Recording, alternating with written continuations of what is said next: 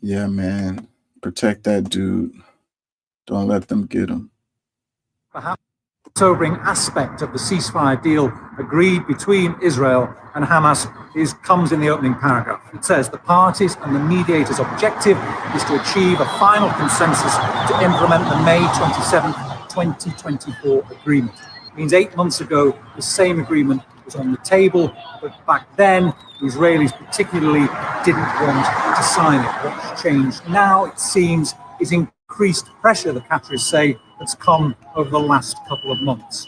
Worth pointing out a couple of aspects of the deal to show how challenging it's going to be to make it stick, particularly with regards to the Philadelphia corridor. That's on the border between Rafah and Egypt. It says that Israeli forces will gradually reduce their presence there, and there'll be a complete withdrawal no later than day 50 after the last captive was released by day 42. That's an indication of how important oversight is going to be and why it is so important that American oversight particularly was guaranteed. Qatar and Egypt, yes, are mediators, but it's the Americans and their renewed commitment with this incoming Trump administration that they will make sure Israel particularly sticks to its side of the bargain. Perhaps the most. Yeah, I hope the ceasefire deal sticks, and I hope that the tensions kind of cool down in that region.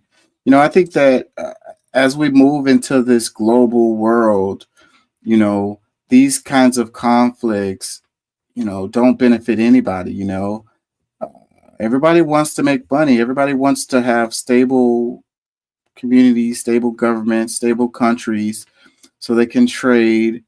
So they can take airplanes, so they can visit other parts of the world, so they can order stuff online, get their Amazon packages. You know, that's what people want. And conflicts like this get in the way of it. It doesn't see the power of the military industrial complex. So this is where you have issues that some sectors, you know, bump heads with other sectors because like for the military industrial complex, they make money off of these conflicts. So these conflicts are good for business for them, but it's bad for business for say like the agricultural industry, or, you know, or the hospitality sector, you know. So these different factions have uh, they have their lobbyists or whatever, they have their representatives or whatever lobbying for their interests. You have the IMF and you have the World Bank and all of this. But see, what people want to understand, like for example, the United States doesn't really manufacture much, other than stuff that's related to the military industrial complex. Um, so if you have your economy, your GDP tied up in uh, getting profits from conflicts, then it behooves you to keep these conflicts going.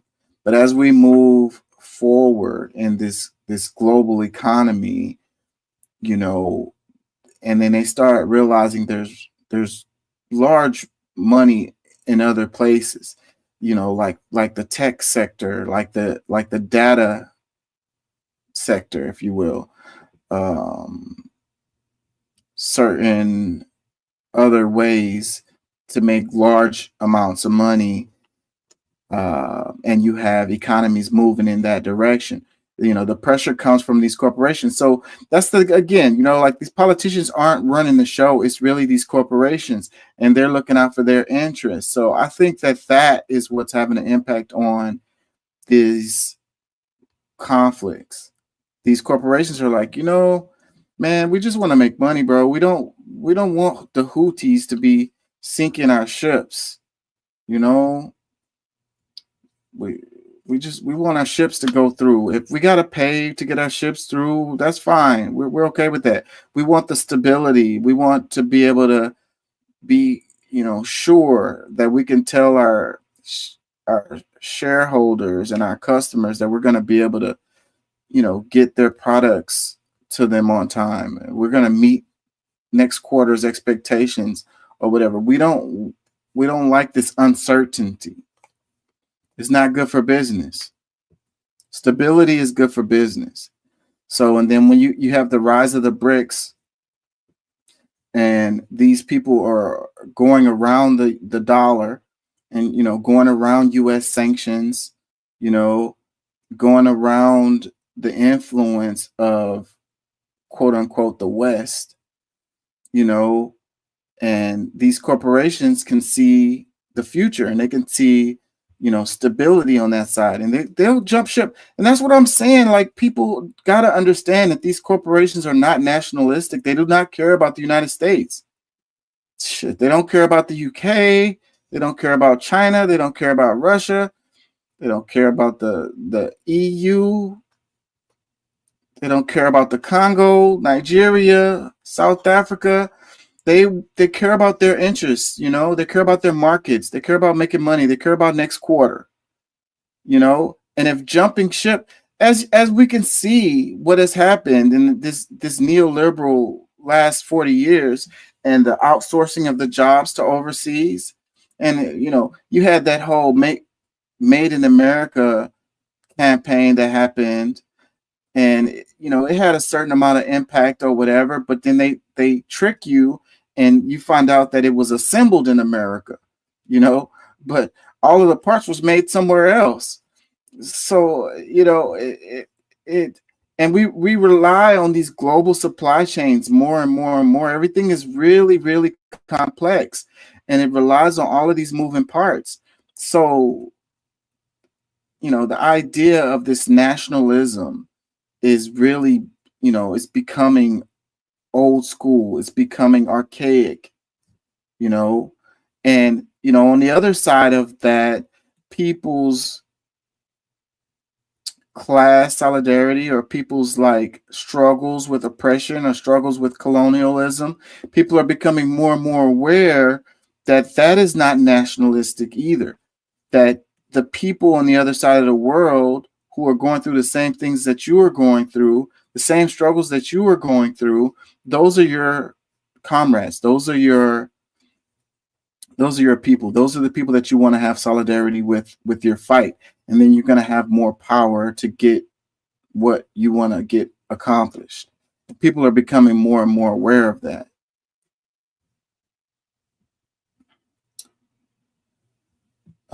Comments, it says, so the agreement could have been made 8 months ago. Yeah, but certain people didn't want to agree, and apparently Biden wasn't willing to apply the proper pressure, and apparently Trump was. 8 months ago, they didn't know if Trump was going to be the president or not. The Democrats could have won, and things could have went in a different direction, but now they know Trump is coming in, and Trump is like, hey, I don't want these problems.